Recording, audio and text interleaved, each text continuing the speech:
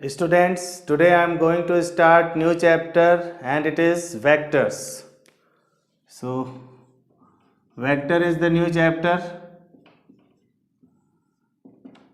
देखो वेक्टर के बाद हम लोग 3D स्टडी करेंगे और वेक्टर और 3D ऑलमोस्ट दोनों सेम ही है, थोड़ा प्रेजेंटेशन रिप्रेजेंटेशन उसका डिफरेंट होता है। तो सबसे पहले हम लोग वेक्टर्स में ही आते हैं। Vectors are the quantities which possesses magnitude and direction both। ठीक है, तो ऐसे क्वांटिटी वेक्टर क्या है, क्वांटिटीज हैं जिसमें कि मैग्नीट्यूड और डायरेक्शन दोनों होता है। लाइक फोर्स वेक्टर, तो फोर्स में हमेशा फोर्स का एक डायरेक्शन भी होता है और उसमें मैग्नीट्यूड भी होता है। वेलोसिटी वेक्टर, वेलोसिटी की मैग्नीट्यूड होगी और उसका डायरेक्शन भी होगा। तो vectors are the quantities which possesses magnitude and direction both. Representation की बात करें तो vectors are represented by directed line segment. Directed line segment का मतलब जैसे मान लीजिए ये लाइन सेगमेंट है ए बी, जहाँ से स्टार्ट होता है इसको इनिशियल पॉइंट बोलते हैं, इनिशियल पॉइंट, और जहाँ पे ये एंड हुआ इसको बोलते हैं terminus, initial point and terminus. तो किसी वेक्टर को रिप्रेजेंट किस तरीके से करते हैं, डायरेक्टेड लाइन सेगमेंट। तो यहाँ पे अगर मैं एरो बना दिया तो ये लाइन सेगमेंट है, ये इसका डायरेक्शन है, और इसे ऐसे रिप्रेजेंट करेंगे वेक्टर ए बी, और vector A B equal to small A vector हमने बोल दिया। ठीक है, तो जो ए बी का जो लेंथ होगा वो इस वेक्टर के मैग्नीट्यूड को रिप्रेजेंट करेगा। तो वेक्टर ए का जो मैग्नीट्यूड होता है उसको इस तरीके से मॉड ए लिखते हैं, ये हो जाएगा ए बी। ठीक है, और जो एरो है वो इसके ए बी का जो डायरेक्शन है वो वेक्टर के डायरेक्शन को रिप्रेजेंट कर रहा है। ठीक, अब अगर मान लीजिए किसी भी अगर इनिशियल पॉइंट और टर्मिनस दोनों सेम हो जाए, मान लीजिए वेक्टर ए बन जाए, वेक्टर ए का मतलब इनिशियल पॉइंट और टर्मिनस सेम हो गया, तो इसको सिंपली जीरो वेक्टर या सिंपली जीरो भी बोलते हैं, नल वेक्टर और जीरो वेक्टर। तो नल वेक्टर का मैग्नीट्यूड जीरो होगा और उसका कुछ भी डायरेक्शन डिफाइंड नहीं। ठीक, ये हो गया वेक्टर को किस तरीके से रिप्रेजेंट करते हैं। अब जैसे मैंने कहा कि दो वेक्टर्स, ये वेक्टर ए है और ये वेक्टर बी है, तो दो वेक्टर्स अगर इक्वल हो हैं तो इसका मतलब उसका मैग्नीट्यूड और डायरेक्शन दोनों सेम होना चाहिए। तो लाइक अगर कहीं ऐसा लिखा है vector A equal to vector B, तो this gives mod A equal to mod B, ये तो होगा ही होगा, as well as they have same direction, they have same direction. मतलब केवल mod A equal to mod B से दो वेक्टर सेम नहीं हो जाएंगे, क्योंकि डायरेक्शन अगर अलग अलग है तो वेक्टर नहीं सेम हुए, मैग्नीट्यूड फिर भी सेम हो सकता है। तो two vectors A and B are equal means when they have same magnitude as well as same direction. ठीक, और इम्पॉर्टेंट बात ये हम करना चाह रहे हैं कि जो भी वेक्टर हम लोग स्टडी कर रहे हैं अभी वो फ्री वेक्टर की बात कर रहे हैं। फ्री वेक्टर मान लीजिए ये वेक्टर, ये पॉइंट ए था कैपिटल ए, ये पॉइंट है बी, ठीक है, और ये टोटल है vector A B. Vector A B को स्मॉल ए वेक्टर से रिप्रेजेंट किए। तो फ्री वेक्टर का मतलब इसको मैं पैरेलल यहाँ मूव करा दिया अगर, तो देखिए अभी भी इसका डायरेक्शन तो बदला नहीं, और डायरेक्शन बदला नहीं और मैग्नीट्यूड भी नहीं बदला, तो इसका मतलब वेक्टर ए अभी भी बना हुआ है। इसको पैरेलल शिफ्ट करते करते अगर मैं इस सीलिंग के प्लेन में ले जाऊं तो भी ये वेक्टर ए ही बना रहेगा। यहाँ पे ले आऊं, यहाँ ले आऊं, अभी भी वेक्टर ए है। जब तक मैं इसका मैग्नीट्यूड या डायरेक्शन दोनों में से कोई एक चेंज नहीं करूंगा ये वेक्टर नहीं बदलेगा। फ्री वेक्टर है, मूव कर रहा है। ठीक, तो ये कुछ स्टार्टिंग बातें हुई वेक्टर्स की। अब आप देखो पोजीशन वेक्टर क्या होता है। पोजीशन वेक्टर की जब हम बात कर रहे हैं, पोजीशन वेक्टर और वेक्टर डिफरेंट हुआ। पोजीशन वेक्टर दिया है तो उसको हम फ्री नहीं मूव करा रहे हैं, क्योंकि पोजीशन वेक्टर का मतलब मान लीजिए कोई पॉइंट है, इसका पोजीशन वेक्टर ए है, ठीक, तो इसका मतलब ये पॉइंट ब्रैकेट में लिखते हैं, हमेशा ब्रैकेट में पोजीशन वेक्टर लिखते हैं, तो किसी रेफरेंस पॉइंट के रिस्पेक्ट में होगा। तो मान लेते हैं यहाँ ओरिजिन है, ठीक है, तो इसका मतलब जो वेक्टर हम ए की बात कर रहे हैं, वेक्टर ए की बात कर रहे हैं, this is nothing but vector OP. तो जब हम पोजीशन वेक्टर की बात करेंगे, पोजीशन वेक्टर, तो इसका मतलब वो किसी रेफरेंस पॉइंट के रिस्पेक्ट में होगा। अब वो रेफरेंस पॉइंट ओरिजिन या कोई और डिफरेंट पॉइंट भी हम लोग ले सकते हैं, ठीक है। तो ये हुआ पोजीशन वेक्टर।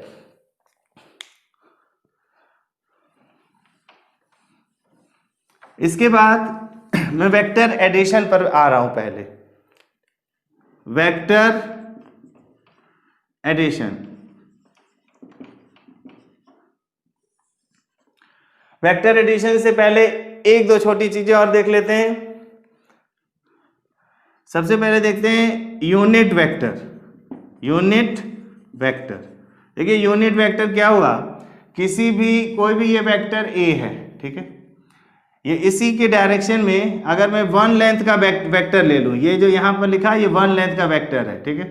तो जो वन यूनिट लेंथ का वेक्टर, तो vector A divided by mod A, अगर उसके मॉडुलस से डिवाइड कर दें तो ये बन जाता है ए कैप। तो ये जो लेंथ कितनी हो गई, 1 यूनिट, ठीक है। जो भी यूनिट हमने लिया होगा 1 सेंटीमीटर, 1 न्यूटन, जो भी कुछ है, ठीक है। तो यूनिट वेक्टर का मतलब किसी भी वेक्टर के डायरेक्शन में अगर 1 लेंथ का वेक्टर चाहिए तो उसी वेक्टर को उसके मॉडुलस से डिवाइड करें तो ये ए कैप, ठीक है। तो ये जो वेक्टर बना वो यूनिट वेक्टर है, ठीक। अब यूनिट वेक्टर के बाद अगर मान लो हम किसी वेक्टर ए को किसी स्केलर से मल्टीप्लाई करते हैं के से, तो क्या होगा, उसी डायरेक्शन में हमें वेक्टर ए के डायरेक्शन में ही एक डिफरेंट लेंथ का वेक्टर मिलेगा, ठीक है। के लेंथ का नहीं मिलेगा, क्योंकि हम जो वेक्टर ए कह रहे हैं वो यूनिट वेक्टर नहीं है। अगर वेक्टर ए के डायरेक्शन में मुझे के लेंथ का वेक्टर चाहिए तो वेक्टर ए को के से मल्टीप्लाई नहीं करना है, A cap unit vector A के डायरेक्शन में अगर यूनिट वेक्टर है उसको अगर हमने के से मल्टीप्लाई किया तो वेक्टर ए के डायरेक्शन में के लेंथ का एक वेक्टर आएगा, ठीक है। जैसे मान लीजिए मुझे ये वेक्टर ए है और वेक्टर ए के डायरेक्शन में 3 लेंथ का कोई वेक्टर चाहिए, तो 3 टाइम्स ए नहीं लिखेंगे, 3 टाइम्स ए कैप लिखेंगे, तो ये एक वेक्टर मिलेगा जो वेक्टर ए के डायरेक्शन में 3 लेंथ का एक वेक्टर होगा, ठीक है। तो ये एक इंपॉर्टेंट बात हुई कि किसी भी वेक्टर्स में अगर किसी स्केलर से मल्टीप्लाई करते हैं तो उसी वेक्टर के डायरेक्शन में डिफरेंट लेंथ का एक वेक्टर मिलता है। हाँ, अगर यूनिट वेक्टर से मल्टीप्लाई कर रहे हैं तो उसी डायरेक्शन में उतने लेंथ का वेक्टर मिलेगा। तो ये एक छोटी सी इंपॉर्टेंट बात थी। जरा वेक्टर एडिशन की बात कर ले, ठीक है। 2 वेक्टर ए और वेक्टर बी, वेक्टर को अगर ऐड करना है तो देखिए कैसे ऐड करते हैं। तो vector A plus B find करने के लिए हम लोग क्या करेंगे, जो बाद वाला वेक्टर है ये वेक्टर ए था, तो जो सेकेंड वेक्टर बी है उसके इनिशियल पॉइंट को वेक्टर ए के टर्मिनस पर ले जाएंगे, तो ये हो गया आपका वेक्टर बी। अब वेक्टर ए यहाँ पे जो वेक्टर लिखा है उसके इनिशियल पॉइंट को वेक्टर बी के टर्मिनस से ज्वाइन जब करेंगे तो जो ये वेक्टर आएगा यही कहलाएगा वेक्टर ए प्लस बी। तो ये 2 वेक्टर का एडिशन हुआ, vector A plus vector B, ठीक है। तो हम लोग क्या करेंगे, वेक्टर बी के इनिशियल पॉइंट को वेक्टर ए के टर्मिनस पर ले जाएंगे, क्योंकि फ्री वेक्टर है, मूव करा सकते हैं। जैसे मान लीजिए यहाँ वेक्टर ए है, ये वेक्टर बी है, ठीक है। Vector A plus vector B find करना है, ठीक। तो यहाँ पर इस तरीके से जा रहा है तो इसके टर्मिनस पर बी के इनिशियल पॉइंट को ले जाएंगे और यहाँ फिर इसके इनिशियल पॉइंट को इसके टर्मिनस से ज्वाइन करेंगे, तो ये वेक्टर ए बी हो जाएगा। ये चीज़ यहाँ पर मैंने रिप्रेजेंट किया। अब इसी तरीके से हम लोग वेक्टर में ऐड करते चले जाते हैं। अच्छा, अगर वेक्टर ए लिखा और कहीं लिख दूं मैं माइनस टाइम्स वेक्टर ए, देखिए अगर वेक्टर ए का डायरेक्शन ये था तो माइनस करने का मतलब उतना ही वेक्टर हुआ, लेकिन डायरेक्शन इसकी बदल गई, माइनस टाइम्स वेक्टर ए आ गया ये, ठीक। तो माइनस का मतलब ये होगा, अब उसका डायरेक्शन बस चेंज हो जाएगा। अब वेक्टर एडिशन को इसी तरीके से जनरलाइज कर देते हैं, पॉलीगन बना करके भी हम लोग वेक्टर एडिशन समझ सकते हैं। जैसे मान लीजिए पॉलीगन बना लें या किसी भी तरीके से, ए से बी तक गए, बी से सी, ए से बी तक हम वेक्टर ए के थ्रू गए, बी से सी वेक्टर बी, सी से डी वेक्टर सी, और कुछ डी से ई पॉइंट तक वेक्टर डी से आए, फिर यहाँ से ई से एफ तक वेक्टर ई से, और ए से एफ फाइंड करना है। ठीक है, इसको मैं वेक्टर एफ मान लेता हूँ।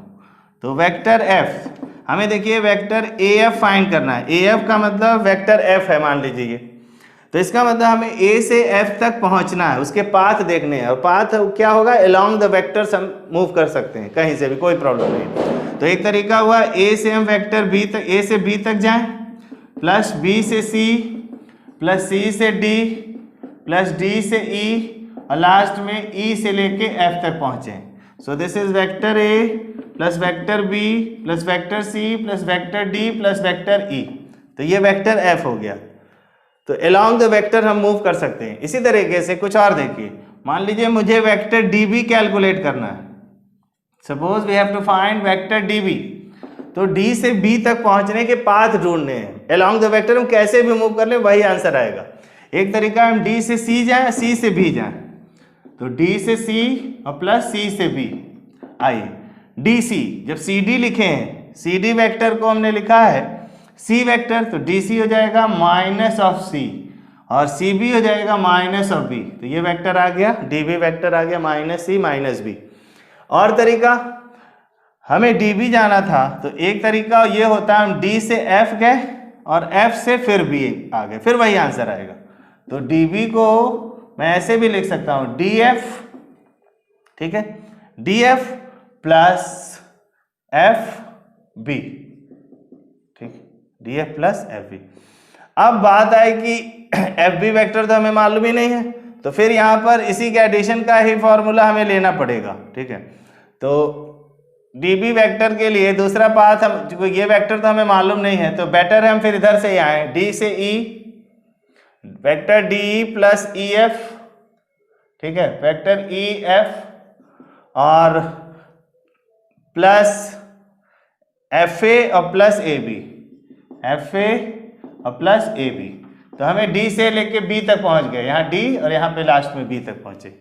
तो देखिए फिर से वही आंसर आ जाएगा, डी ई, डी का माइनस डी हो गया, ई एफ, ई एफ का मतलब माइनस ई, ठीक है, प्लस एफ ए एफ ये निकालें तो एफ ए इसी का माइनस हो जाएगा।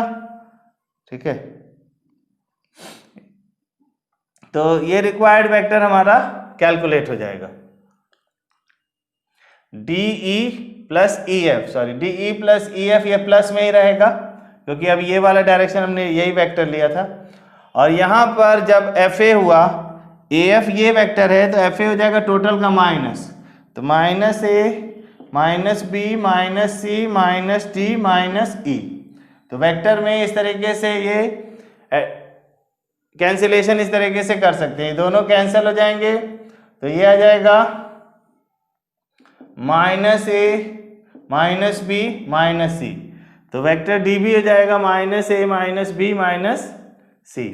ठीक है, हमें डी से क्या गए, डी से ई, ई से एफ, ठीक है, एफ से ए, एफ से ए और लास्ट में ए से बी। तो ए से बी में फिर ये वेक्टर हमें प्लस ए वेक्टर भी यहां लिखना है। तो इनफैक्ट ये माइनस बी माइनस सी यानी कि सेम आंसर आ गया, चाहे हम पाथ अलग अलग भी रखें तो भी वही आंसर आ गया, माइनस बी माइनस सी। तो इस तरीके से अलोंग द वेक्टर्स हम लोग ऐड कर सकते हैं। अब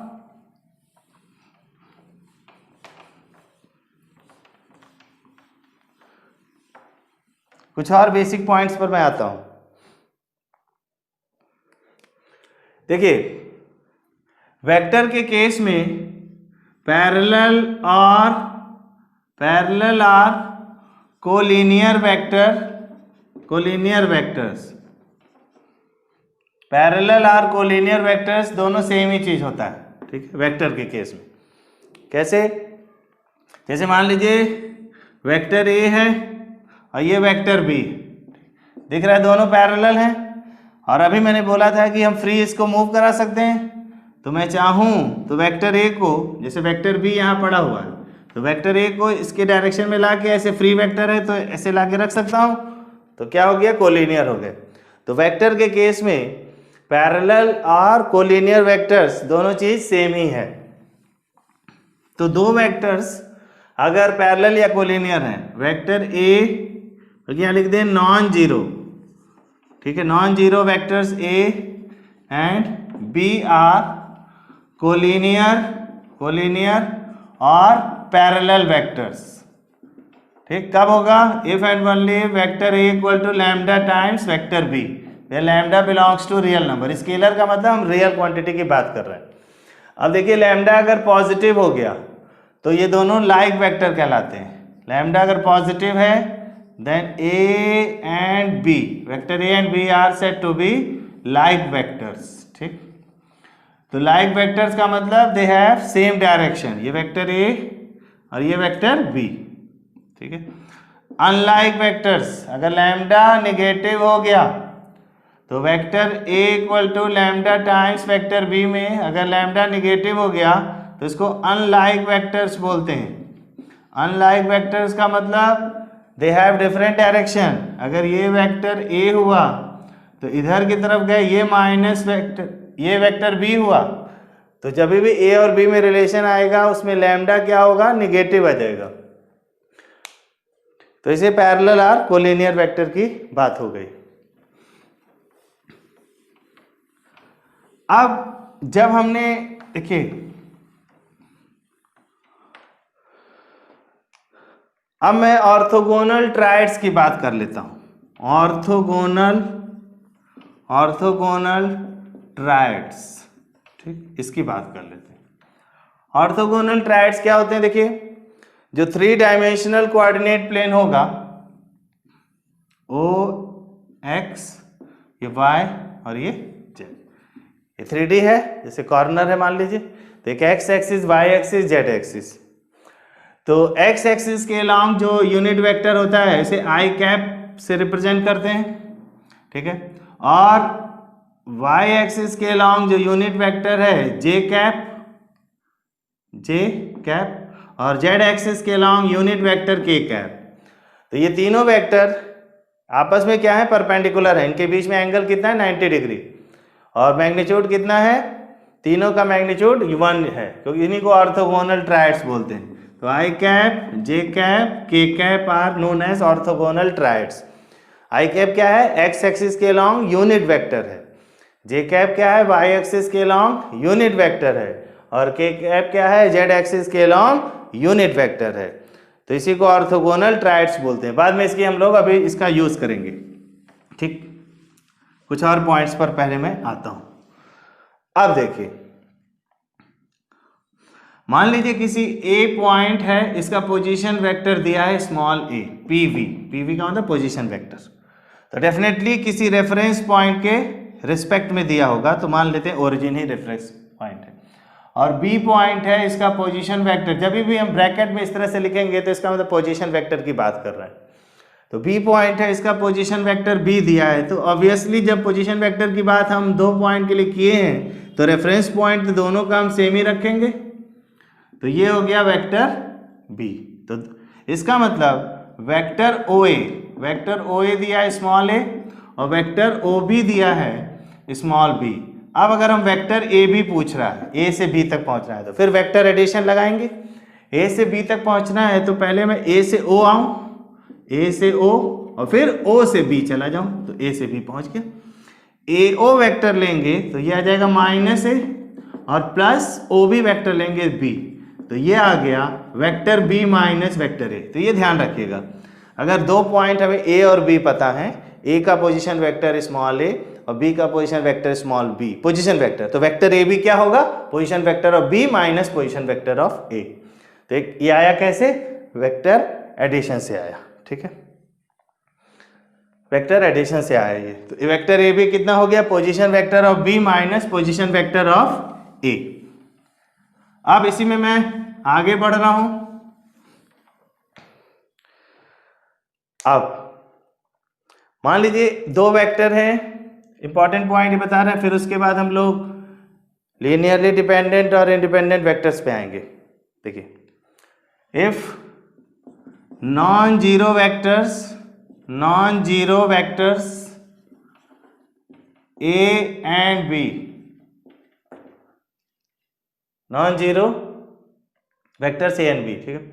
तो देखिए, दो वेक्टर हमेशा एक प्लेन में होते हैं। कभी भी दो वेक्टर कोप्लेनरिटी की बात नहीं करते हैं। दो वेक्टर की अगर हम बात करेंगे तो कोलिनियरिटी की बात करेंगे। जैसे मान लीजिए कि हमने ये दो वेक्टर्स लिए, ये वेक्टर ये है ए और वेक्टर बी है, तो ये क्या है, इसमें नहीं सोचना, भले ऐसे रखे हुए हैं, ये कोप्लेनर है। क्यों? क्योंकि फ्री वेक्टर अभी बताए थे, ये देखिए यहाँ ला के रख दिए, तो ये इन दोनों से एक प्लेन बन गया।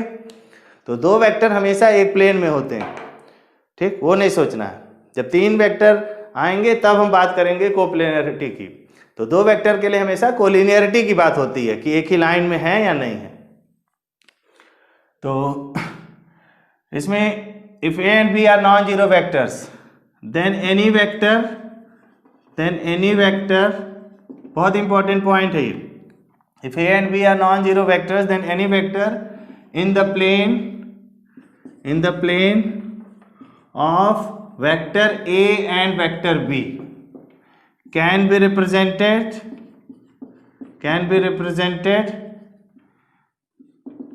uniquely as vector R equal to x times vector A plus y times vector B। देखिएगा कैसे ये आया, इसको समझते हैं। पहले स्टेटमेंट को एक बार फिर से एक्सप्लेन करूं कि ए और बी कोई भी दो वेक्टर हैं, दो वेक्टर से बनने वाले प्लेन के अंदर अगर कोई भी थर्ड वेक्टर चाहिए तो मैं तुरंत लिख सकता हूं x A plus Y B. और ये रिप्रेजेंटेशन क्या है, यूनिक है, यानी कि वेक्टर आर अगर फिक्स होगा तो एक्स और वाई की केवल एक ही सेट ऑफ वैल्यू होगी, ठीक, दो सेट ऑफ वैल्यू नहीं आएगी, ठीक है। इसीलिए कहा रिप्रेजेंटेशन इज यूनिक। देखिए कैसे, किस तरीके से ये रिजल्ट आया। अब जैसे समझिए, ये वेक्टर है ए, ठीक, कुछ इस तरीके से मैंने कुछ दूसरा वेक्टर बी ले लिया इसी बोर्ड के ही प्लेन में, और यहां पर मुझे एक थर्ड वेक्टर आर चाहिए, ठीक है ना। तो हमने कहा कि एक्स ए प्लस वाई भी लिखेंगे। कैसे लिख रहे हैं अब समझिएगा जरा। हमने क्या किया, ट्रायंगल मुझे कंप्लीट करना है, पॉलीगन कंप्लीट करना है इससे। इस वेक्टर ए में एक्स से मल्टीप्लाई कर लिया, एक्स पॉजिटिव निगेटिव वो कुछ भी हो सकता है, वो डिपेंड करेगा कि डायरेक्शन मुझे उसका बदलना है या नहीं। तो एक्स से मल्टीप्लाई करेंगे ये, तो ठीक है, पैरेलल इसको कहीं भी शिफ्ट कर ही सकते हैं। तो मान लीजिए मैंने एक्स से मल्टीप्लाई करके पैरेलल शिफ्ट कर दिया, ये एक्स टाइम्स वेक्टर ए हो गया। चाहे इस ये बी है तो वाई से मल्टीप्लाई करके लेंथ को कम भी कर सकते हैं, तो इसको भी पैरेलल कंप्लीट करके वाई टाइम्स वेक्टर बी कर दिया। अब देखिए वेक्टर आर हो जाएगा X times vector A plus Y times vector B, ये आ गया, ठीक। ट्रायंगल कंप्लीट कर सकते हैं क्योंकि वाई जब मल्टीप्लाई कर रहे हैं तो वाई में भी निगेटिव, वाई में भी लाइन बिटवीन 0 to 1, तो लेंथ को हम चाहेंगे तो कम भी कर सकते हैं, बढ़ा भी सकते हैं। तो इसीलिए मैंने कहा कि दो वेक्टर के प्लेन में कोई भी थर्ड वेक्टर चाहिए, तुरंत लिखेंगे let the required vector is X A plus Y B.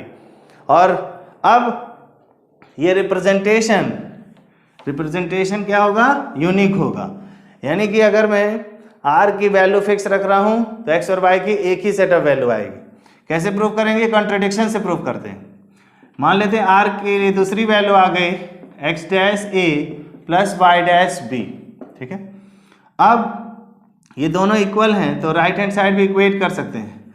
तो x dash a plus y dash b equal to X A plus Y B, एक ही साइड में ले आए तो x dash minus X into A plus Y dash minus Y into B equal to 0। अब a और b मैंने पहले ही कहा कि non zero non collinear vector होने चाहिए, तभी a एंड b आर, क्योंकि अगर कोलिनियर होंगे तब थर्ड वेक्टर जो है a और b के प्लेन में नहीं आएगा। a and b are non zero non collinear, this is very important, collinear vector. अब देखिए a और b अगर नॉन कोलिनियर है तो इस टाइप का रिलेशन एग्जिस्ट करने के लिए a और b दोनों को एक साथ ही इसके साथ ये मान लीजिए लैम्डा है और ये है म्यू, तो लैम्डा और म्यू को दोनों को एक साथ 0 होना पड़ेगा। ठीक है, तभी ये पॉसिबल है, क्योंकि X dash equal to X और Y dash equal to Y से आएगा। क्योंकि अगर लैम्डा और म्यू जीरो नहीं हुए तो वेक्टर ए को मैं ऐसे कुछ इसको इधर ले जाऊंगा तो ये बन जाएगा माइनस सम कांस्टेंट के टाइम्स वेक्टर बी। अगर ऐसे लिख गया तो ये तो पहले बता चुका हूं कि ए और बी कोलिनियर हो जाएंगे। तो ए और बी हमने बोला या नॉन कोलिनियर है, तो ए और बी नॉन कोलिनियर है और ऐसा कोई रिलेशन आए कि lambda A plus mu B equal to zero, तो ये तभी पॉसिबल है जब लैम्डा और म्यू दोनों एक साथ जीरो हो जाए। ठीक, तो इसे प्रूफ हुआ कि एक्स डैश की वैल्यू एक्स होगी और वाई डैश की वैल्यू वाई होगी। तो रिप्रेजेंटेशन क्या है? रिप्रेजेंटेशन हमेशा यूनिक होगा। अब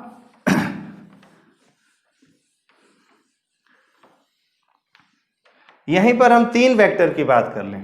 late A B C are non zero, ठीक है, नॉन जीरो, ये भी important point, non zero non coplanar vector, non coplanar.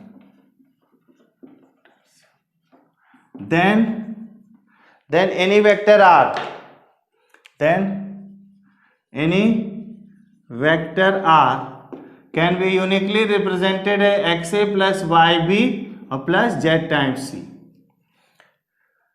अब कि हम उस प्लेन की बात नहीं कर रहे हैं, हम कह रहे हैं नॉन कोप्लेनर है, वो तीनों तो एक प्लेन में है ही नहीं। तो स्पेस में, थ्री डायमेंशनल स्पेस में कोई भी वेक्टर r चाहिए तो xa plus yb plus z लिख सकते हैं। देखिएगा कैसे। ठीक, मान लीजिए ये है ए बी और ये दो वेक्टर तो एक प्लेन में होते ही हैं, यहाँ पे कुछ वेक्टर है सी। अब स्पेस में कोई भी थर्ड वेक्टर आर चाहिए, ठीक है, तो कैसे हम लोग करेंगे कंप्लीट?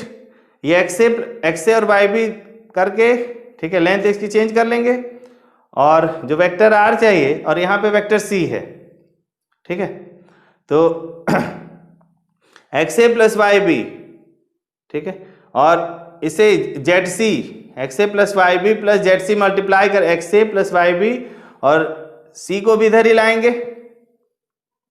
ये वाला वेक्टर एक्से प्लस वाई बी हुआ और जब इसको जेड सी के साथ करेंगे तो ये दूसरा वाला ट्रायंगल कंप्लीट होगा। ये वेक्टर आर है, ये चाहिए हमें, तो एक्से प्लस वाई बी ये वेक्टर हुआ और सी यहाँ है, तो X A plus Y B plus Z C, तो अब ये वाला दूसरा वाला ट्रायंगल, ये 3D डायग्राम है, तो कंप्लीट होगा। तो इसीलिए कहा है कि इस ये भी रिप्रेजेंटेशन क्या है? यूनिक है, X A plus Y B plus Z C. इसको भी कॉन्ट्रडिक्शन से प्रूव कर सकते हैं कि आर की दूसरी वैल्यूज आ रही है X dash A plus Y dash B plus Z dash C. तो इसके लिए दोनों को इक्वेट कर दिया जाएगा अगर, तो X minus X dash into A, Y minus Y dash into B और Z minus Z dash C into zero. अब चूंकि ए बी सी तीनों जो नॉन कोप्लेनर वेक्टर हैं, तो इस तरीके का कोई relation alpha A plus beta B plus gamma C equal to zero, alpha beta gamma scalar है, ये तभी पॉसिबल है जब ये तीनों एक साथ जीरो हो जाएं। तो X equal to X dash, Y equal to Y dash, Z equal to Z dash. क्योंकि अगर आप देखो, अगर मैं लिखूं alpha A plus beta B plus gamma C equal to zero, ठीक है, ए बी सी आपने बोला है कि नॉन कोप्लेनर है। अगर तीनों अल्फा बीटा गामा एक साथ जीरो नहीं हुए तो देखिए वेक्टर ए को मैं क्या लिख दूंगा, minus beta times alpha vector B और minus gamma times alpha vector C. तो ये बन गया लैम्डा टाइम्स वेक्टर बी और mu times vector C, lambda B plus mu C another scalar. ये कभी लिख ही नहीं सकता क्योंकि पहले मैं बोल चुका हूं कि ए बी सी क्या है? नॉन कोप्लेनर है। अगर ऐसे लिख गया तो ये तो अभी बताया था कि कोप्लेनर हो जाएंगे बी और सी के साथ। तो ए और B C, A B C non coplanar है, इसका मतलब अल्फा बीटा गामा तीनों को एक साथ जीरो होना पड़ेगा। तो इससे आ जाएगा X equal to X dash, Y equal to Y dash and Z equal to Z dash.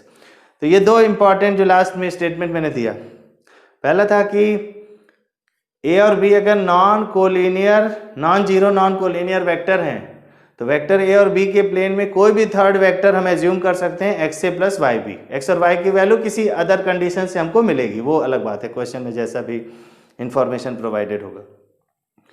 और इसी तरीके से अगर तीन वेक्टर ए बी सी की हम बात करें, अगर non zero non coplanar vector हैं तो थ्री डायमेंशनल स्पेस में कोई भी वेक्टर आर चाहिए तो उसे मैंने बताया x A plus Y B और ये जेड सी के साथ ऐड करेंगे तो ये वेक्टर आर मिलेगा।